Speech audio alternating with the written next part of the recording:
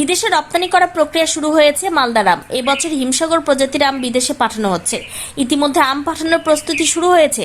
গত 2 বছর আগে মালদার আম বিদেশে রপ্তানি হয়েছিল। বিভিন্ন কারণে গত বছর মালদার আম বিদেশে পাঠানো সম্ভব হয়নি। এবছর মালদার আম বিদেশে পাঠাতে প্রথম থেকে উদ্যোগ নিয়েছেন বেশ কিছু রপ্তানিকারক।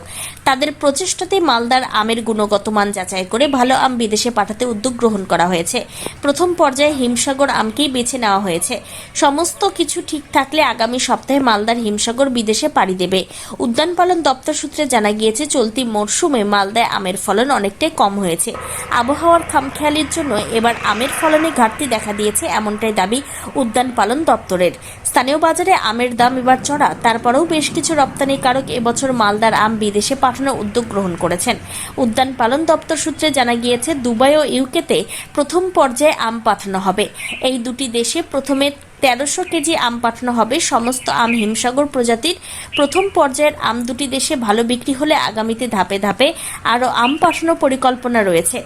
এবছর আমরা মালদা জেলাতে, যদিও আমের উৎপাদনটা এবছর কম আবহাওয়ার তারতম্যের জন্য, তবুও আমাদের কোয়ালিটি আম বিভিন্ন ব্লকে প্রোডাকশন হয়েছে। এই রিসেন্টলি বেশ কিছু এক্সপোর্টার যোগাযোগ করেছেন ইউনাইটেড কিংডম এবং আরও 2-4টে ইউরোপিয়ান কান্ট্রিতে যোগাযোগ, যেমন দুবাইয়ের সাথেও যোগাযোগ হয়েছে। তো আশা করছি আগামী সপ্তাহে ইনিশিয়াল ফেজে 1300 কেজির মতো হিমসাগর প্রথম ফেজে যাবে এবং এটা যে মুহূর্তে কোয়ালিটি ওদের কাছে অ্যাকসেপ্টেবল হয়ে যাবে, এটা রেগুলার বেসিসে আগামী 15-20 দিন ধরে এটা পাঠাবো বলে ঠিক করেছি।